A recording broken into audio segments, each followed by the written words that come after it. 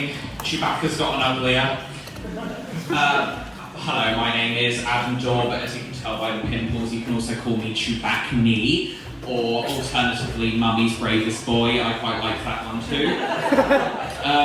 But the truth is, I don't have like the best relationship with stand-up, so I've been taking like steps to prepare today, and I've been on like writer's block, and I had someone else write my own joke for me today, and I went to a rather unconventional source, and I'm going to pick on you because I don't think we've done that enough. Could you tell us your name, please? Ollie. Ollie, nice to meet you, Ollie. Ollie, are you a skeptic? Yes. Great. Ollie, my cat wrote a joke for you. Do you believe me? Great. Would you like to hear this amazing joke my cat wrote?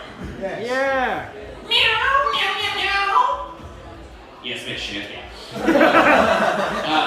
But then that didn't work because, you know, that was objectively terrible. I mean, where were the politics, where were the references, stuff like that.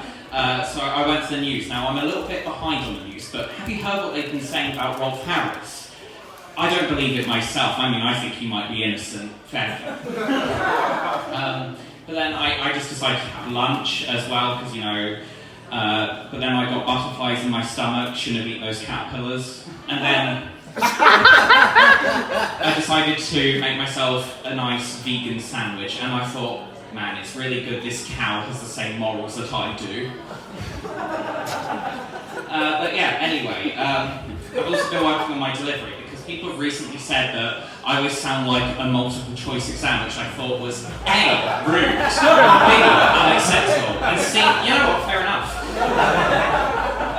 Anyway, I'm here to warn you about the dangers of stand-up comedy. You know, it looks like an idealised lifestyle, but let me tell you, it can be the worst, fellas. So first of all, the first danger of stand-up comedy is Instagram DMs.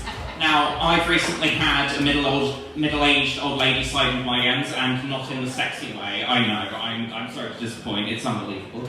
But she's recently started explaining my own jokes to me. And I'm just like, oh, thank you, I have no idea what I meant by why did the chicken cross the road. I was trying to ask you.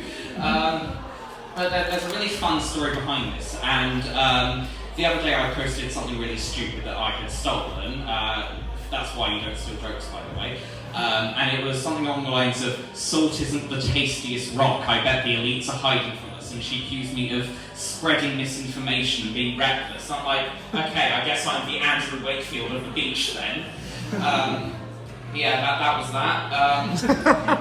Another thing about comedy that I think you have to be aware about is small talk. Now, I struggle with small talk, and it's partially because I'm quite tall. But everyone says I always ask oddly specific questions. I think it might be because I'm autistic, which means that I suffer quite heavily from being really sexy and having a massive cock.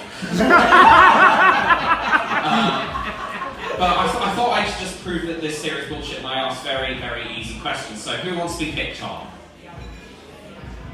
Wow, you're really enthusiastic today.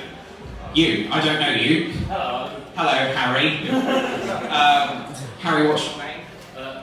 Harry. Nice to meet you, Harry. Harry, what do you think about the current situation in the Middle East, and how would you resolve it? Just talk.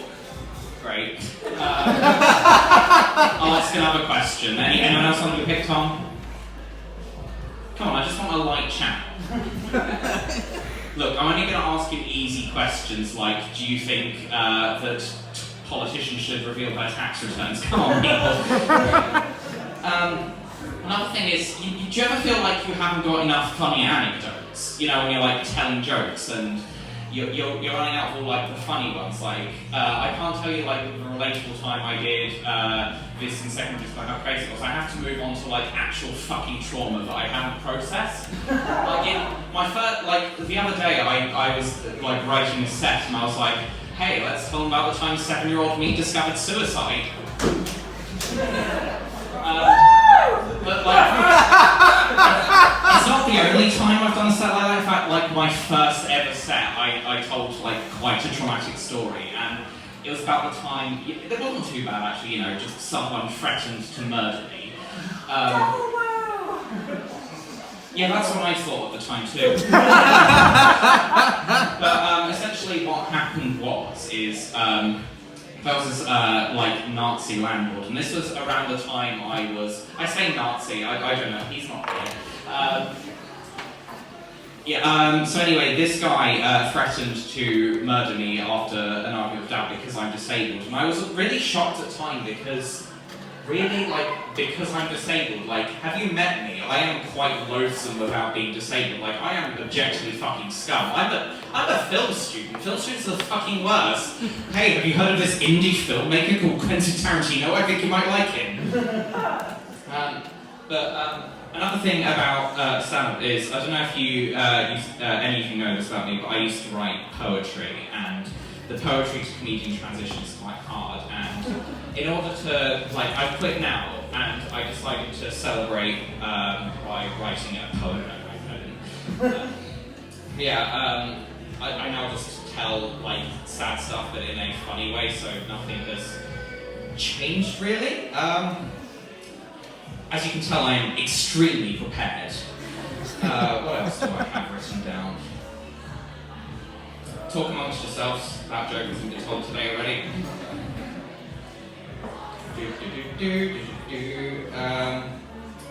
Yes, autocorrect. You're all familiar with the concept of autocorrect, I assume. This also ruins jokes because the other day I was trying to write a very generic routine about how it's awkward for tall people to give hugs, but it autocorrected to tall people huge, and I just found, oh my god, the meta, the humour, artificial intelligence is amazing. It's taking over already. I was quite beside myself. And then I was writing as I mentioned before, I'm a film student, so I'm like better than the rest of you scum. And I was writing my essay about the Avengers, and autocorrect decided to talk about how great it was that Iron Man finally defeated Thanos. It's the best grade I've ever gotten. Do I have anything else to say? No. Thank you, you've been great.